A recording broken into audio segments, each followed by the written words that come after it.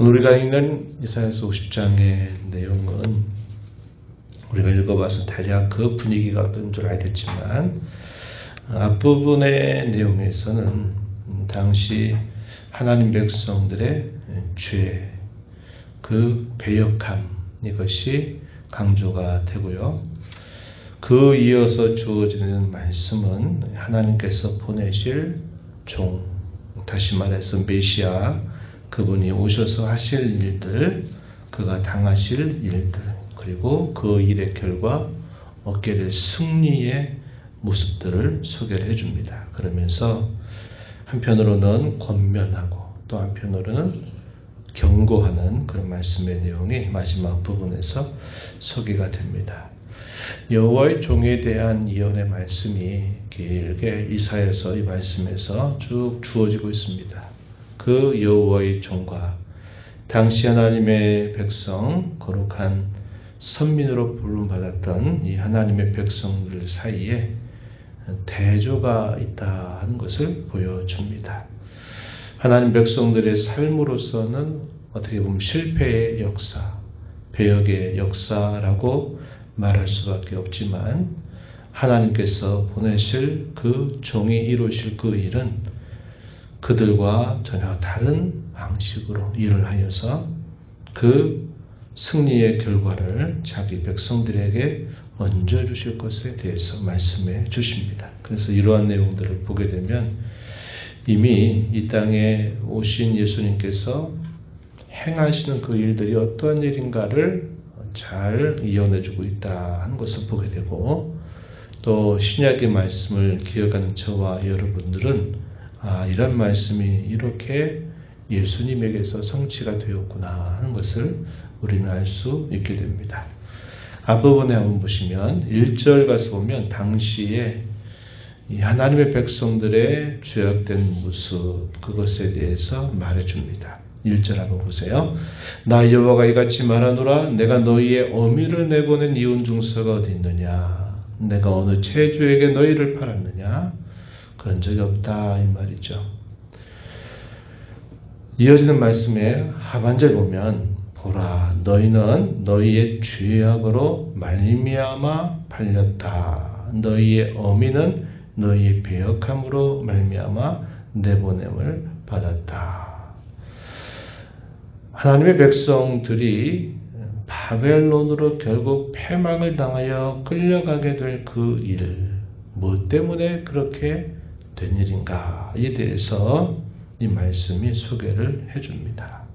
너희의 죄악으로 말미암아 팔린 일이다. 너희의 어미는 너희의 배역함으로 말미암아 내보냄을 입었다.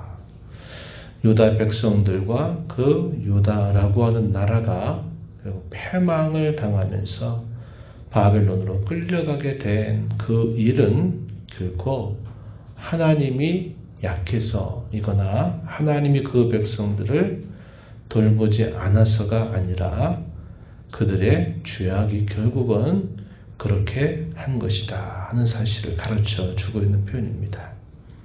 결국 바벨론의 포로 생활을 하게 되는 그 이유는 불순종과 반역 때문임을 말해주고 있습니다. 그에 대한 적당한 견책, 우리도 계속 살펴보는 표현이었죠. 적당한 견책으로 하나님이 그 백성들을 바벨론에 들어가게 하신 것이었다. 이렇게 그 이유를 설명해 주는 겁니다. 하나님의 백성들이 여러 어려움을 겪는 것, 또 불행을 당하는 일들 중에 중요한 원인 하나는 바로 그들의 불순종과 반역 때문이다라는 사실을 말해 줍니다. 그러면서 그들에게 반문하시죠. 2절에 내가 왔어도 사람이 없었으며 내가 불러도 대답하는 자가 없었음은 어찌 됨이냐. 내 손이 어찌 짧아 구속하지 못하겠느냐. 내가 어찌 건질 능력이 없겠느냐. 하나님의 손이 짧았다 이 말은 그분의 능력이 미치지 못해서 구속하지 못한 것이 아니다 이런 말씀이죠. 내게 어찌 건질 능력이 없겠느냐. 내가 능력이 없어서 너희를 바벨론에 끌려가게 한 것이 결코 아니다. 이렇게 말한 겁니다. 그 하나님의 능력으로 말하면 이러이러한 능력을 행하지 않았느냐 깨우쳐주는 표현이 2절 하반절입니다. 보라, 내가 꾸짖어 바다를 마르게 하며 강들을 사막이 되게 하며 물이 없어졌으므로 그 물고기들이 악취를 나며 갈아여 죽으리라. 하나님께서 옛적에 이스라엘 백성들 애굽에서 데리고 나오면서 홍해를 마른 땅으로 건너게 하셨던 일들, 그 백성들을 인도하셨던 그 하나님의 능력, 그것을 그들에게 상기시켜 주는 표현이죠. 왜 이런 말씀을 하실까요? 하나님의 능력이 짧아서 그런 게 아니다. 그분이 건질 능력이 없어서 그렇게 된 것이 아니다 하는 사실을 그들에게 깨우쳐 주기 위해서라는 겁니다. 이러한 비슷한 그러한 교훈들을 우리가 생각해 보면요, 성도로서 우리가 이 땅에 살아가면서 삶의 여러 굴곡과 어려움과 공경을 만나게 되는 것도 우리가 오해하지 말아야 될 것은 하나님의 능력이 없어서 그렇게 된 것이 아니다 이 말입니다. 하나님이 분명한 뜻과 목적을 가지고 계셔서 우리에게 허용하는 것임을 우리는 알게 돼요. 그것이 죄에 대한 징계를 통해서 회복시키고자 하는 뜻이 있을 수도 있고, 또 우리가 알지 못하는 더 큰 하나님의 목적을 가지고 하나님이 우리에게 일시적으로 그러한 일들을 겪게 하시는 경우일 수도 있다는 겁니다. 그럴 때 그건 하나님의 능력의 문제가 결코 아닌 거예요. 하나님께서 그분의 지혜로운 섭리 안에서 행하시는 그러한 일이다 하는 것을 우리는 잘 받아들이는 자세를 가져야 한다 하는 겁니다. 이와 같이 하나님의 백성들은 그들의 삶 속에서 결국 불순종과 배역으로 그러한 고초를 결국은 겪게 하겠지만, 그러나 하나님께서 보내실 의로운 종은 그와 대조적인 모습을 행할 것을 말씀해 주는 겁니다. 4절부터 6절에 대한 이 말씀은 이 메시아께서 여호와께서 보내실 종이 궁극적으로 행하신 일에 대하여 예언해 주는 표현입니다. 4절 보세요. 주 여호와께서 학자들의 열을 내게 주사 나로 공고한 자를 말로 어떻게 도와줄 줄을 알게 하시고 아침마다 깨우치시되 나의 길을 깨우치사 학자들 같이 알아듣게 하시도다. 주께서 이 땅에 오셔서 공고함에 처해져 있는 자기 백성들에게 어떠한 교훈으로 그들을 깨우치시는가에 대하여 말씀해 주는 구절이 될 겁니다. 우리가 이런 뜻을 알면서는 우리 자신에게 이런 말씀을 적용할 수 있겠죠. 학자들의 혀를 주셔서 적절하게 가장 올바르게 말할 줄 알고, 또 학자들 같이 알아듣게 해달라, 깨닫게 해달라라고 우리가 기도할 수도 있다 하는 것입니다.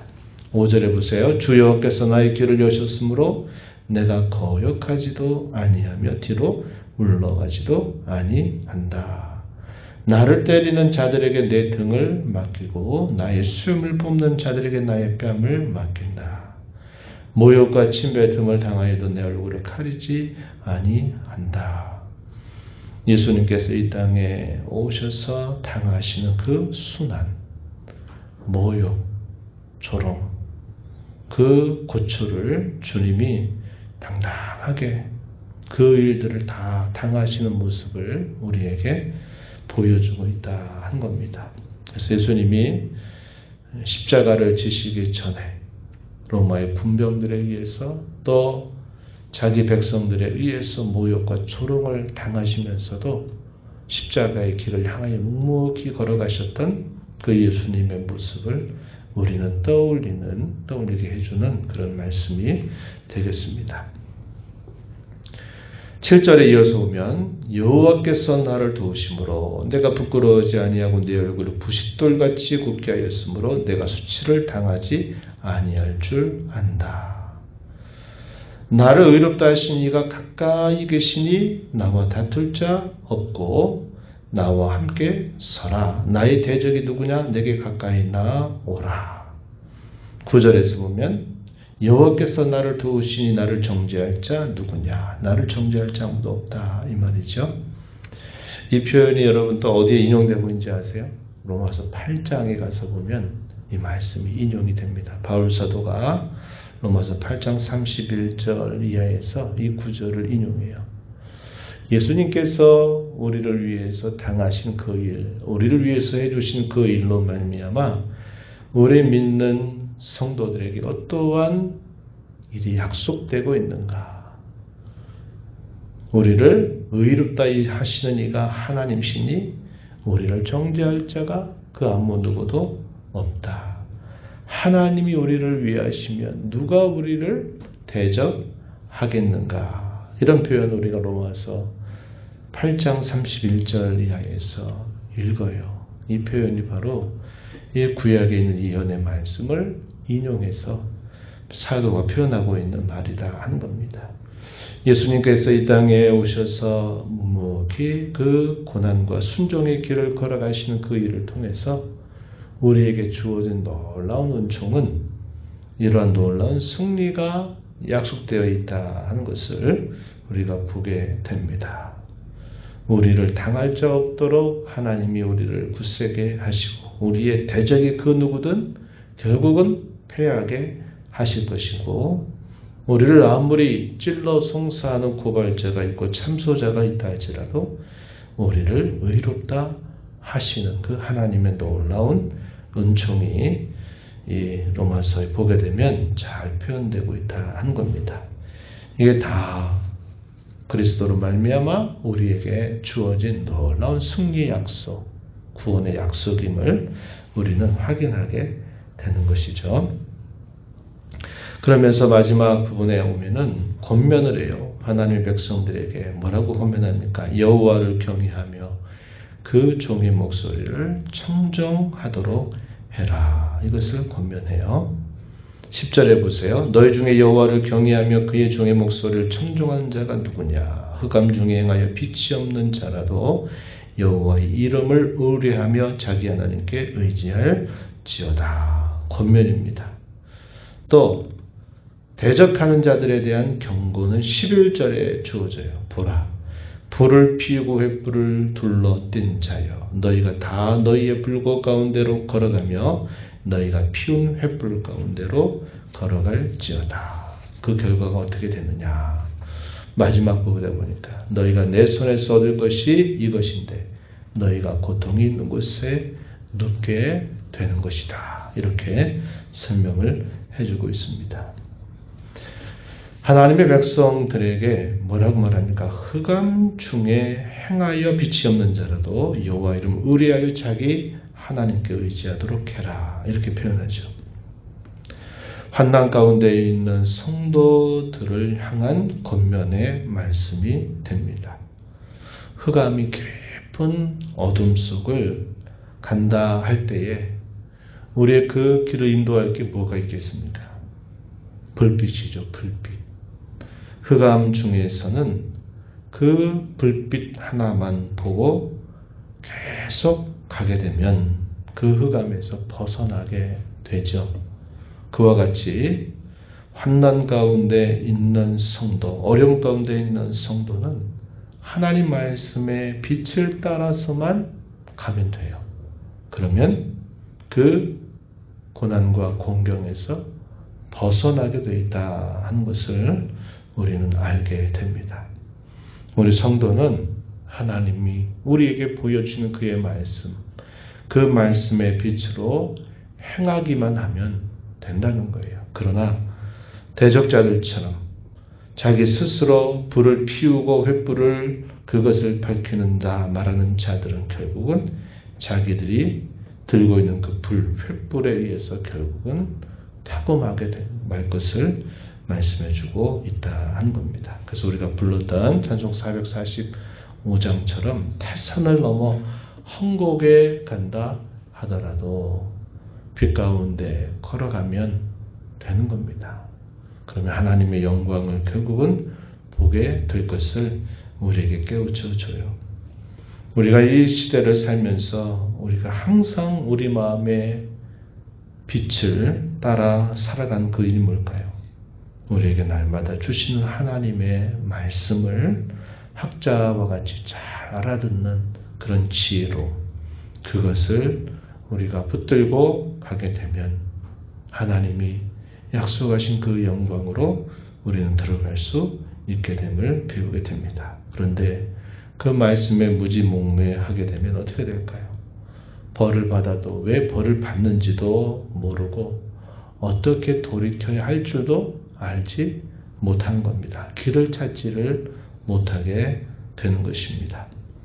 오늘 이 말씀을 통해서 우리 예수님께서 이 땅에 오셔서 당하신 그분의 고난으로 말미암아 우리에게 값없이 주어진 놀라운 구원의 은총, 승리의 약속에 대하여 우리가 그것을 받은 자들로 하나님 앞에 감사하고 날마다 우리에게 비추어 주시는 여호와의 빛에 행하며 살아가는 저와 여러분 되기를 진심으로 바랍니다. 하나님 아버지 감사합니다. 이 새벽 시간에도 저희들을 깨워주셔서 오늘도 저희들에게 말씀하시며 앞서 행하시는 하나님의 인도를 따라서 말씀의 귀를 기울이게 하시고 또 그 말씀에 의지하여 이 하루를 주 앞에 다짐하며 살게 하심을 감사드립니다. 우리 인생들로서는 늘 실패와 반역의 역사로만 점철되는 인생이고 그 일로 인하여 스스로 많은 어려움을 자초할 수밖에 없는 인생이지만 하나님 저희들을 사랑하여 주셔서 하나님 보내신 우리 주 예수 그리스도의 고난과 그 수욕을 당하신 그 모든 일을 통해서 저희들에게 놀라운 구원의 약속, 승리의 약속을 저희들에게 더해 주셔서 감사드립니다. 하나님이 우리를 위하시면 누가 우리를 대적할 것이며 하나님이 우리를 의롭다 하시면 누가 우리를 정죄하겠느냐고 저희들에게 말씀해 주시는 하나님, 이 은혜에 대한 감사와 감격을 가지고 늘 저희에게 밝혀주시는 여호와의 빛에 따라 행하며 살아가는 저희 모두가 되게 하여 주옵소서. 이 하루를 살아가는 모든 삶 속에서도 향방 없는 삶이 아니라 주의 말씀이 저희에게 지도하는 바를 따라 성령의 인도하심 따라 순종하며 살아가는 복된 하루 되게 하여 주옵소서. 은혜의 보호자 앞에 나와 아버지 은혜를 구한 모든 심령들의 간구를 기울여 주시며 응답하시기를 바라옵고 예수님 이름으로 기도하옵나이다. 아멘.